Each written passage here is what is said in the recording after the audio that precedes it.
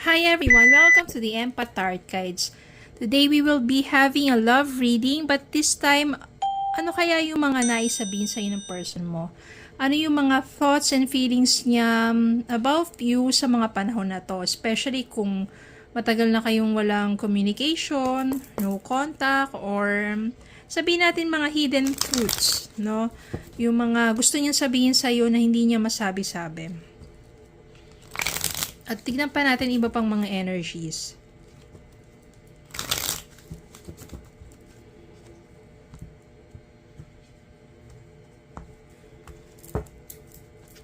Spirit guides, send me messages. Ano kaya ang thoughts and feelings ng person nila sa mga panahon na to?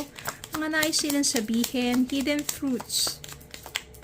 Give me 3 messages at least.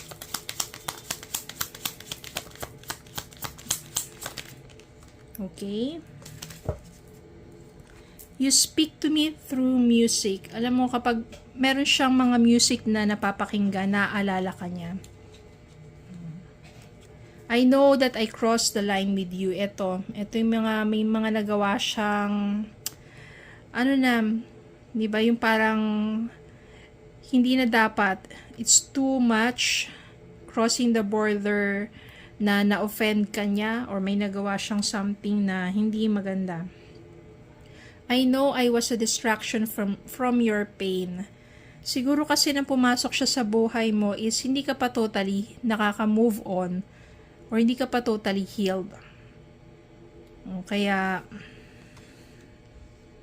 maybe kung ngayong totally healed ka na o naka-move on ka na, maaari tong person mo na to ay umaasa, no?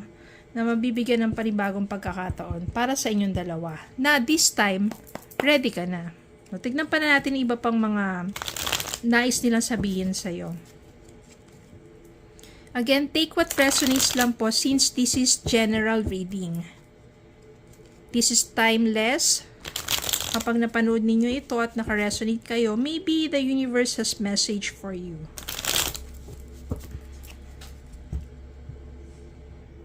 Tignan pa natin ang iba pang mga messages. Ano kaya yung mga thoughts and feelings pa ng person ninyo, mga nais sabihin sa inyo.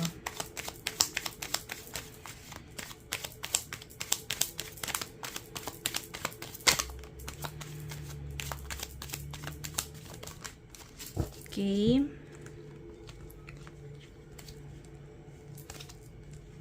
Five of Cups. Siguro gusto na sabihin sa'yo ng person mo na nagsisisi na siya, nalulungkot siya sa nangyari sa inyo at ngayon maaring nararamdaman na niya kalungkutan, regrets, kaya maaring nagsisisi na siya. Meron dito, the Empress, so maaring nararamdaman ng person mo na alala niya yung mga pag-aalaga mo sa kanya. Seven of Swords, ito, maaring nasa isip niya na bakit niya nagawa, Seven of Swords, na magtago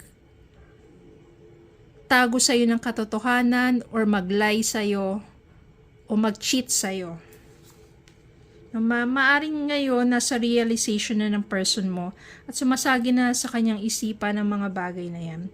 The Chariot, so hoping ang person mo na maayos at malagpasan ninyo ang anumang mga challenges ngayon sa relationship ninyo. Again, take what resonates, maybe some part of the reading or yung mga messages ay na makaresonate kayo, yung iba hindi. Okay, dahil iba't ibang mga sitwasyon yan. Nine of Pentacles. Yung iba sa inyo maaring nini-stalk kayo at nakikitang you are successful, no? At humahanga sila sa nagawa mong achievements sa buhay mo.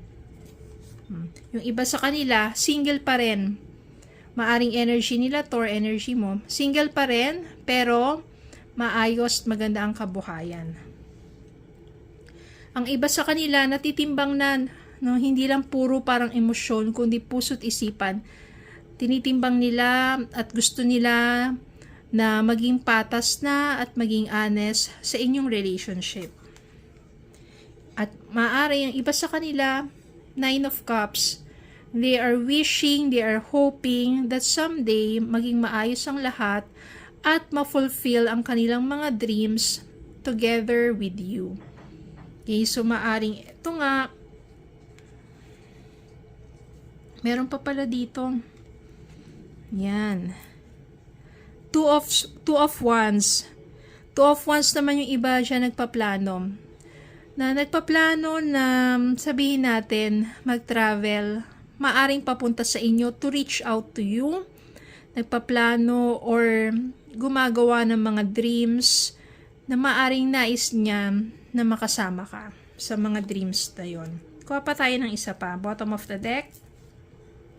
Eight of Swords. Ang iba sa kanila, hindi pa rin mawala sa isipan, hindi pa rin maalis sa kanilang isipan yung mga nangyaring hindi maganda sa inyong dalawa. Kumbaga parang nakatatak pa rin sa isip nila yun.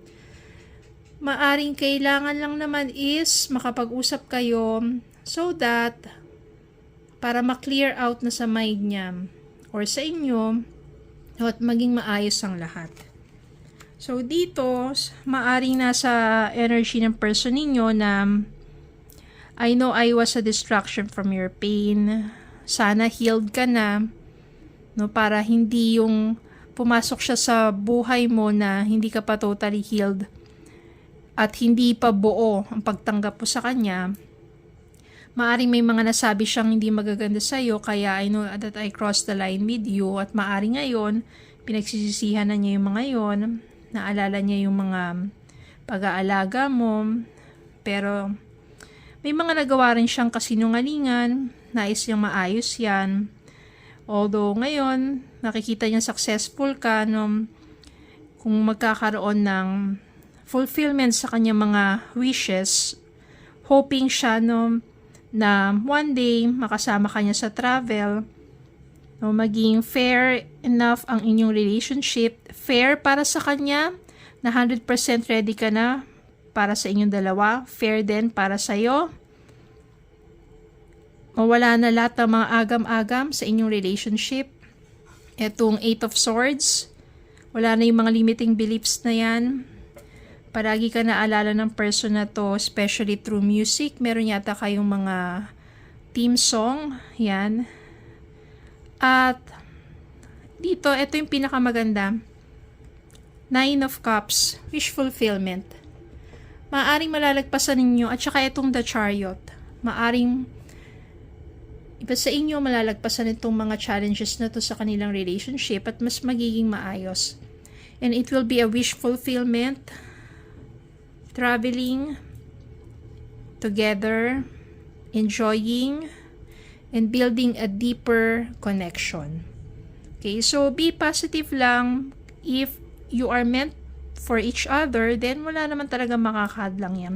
Maybe kailangan lang kayo may mga matutunan sa inyong mga naging challenges. But on the end, kayo pa rin. Okay, para naman sa iba na iba naman yung mga sitwasyon, mag-pray lang kayo so that someday your wish will be fulfilled for a true, deep, loving, committed relationship. Maybe sa ngayon hindi nyo pa talaga natatagpuan or hindi pa dumarating yung para sa inyo. But just be positive, have faith. Okay, so yun lang po. Maraming salamat po for watching. Please don't forget to like, share, comment, subscribe para min Facebook and YouTube. Have a good day po and God bless.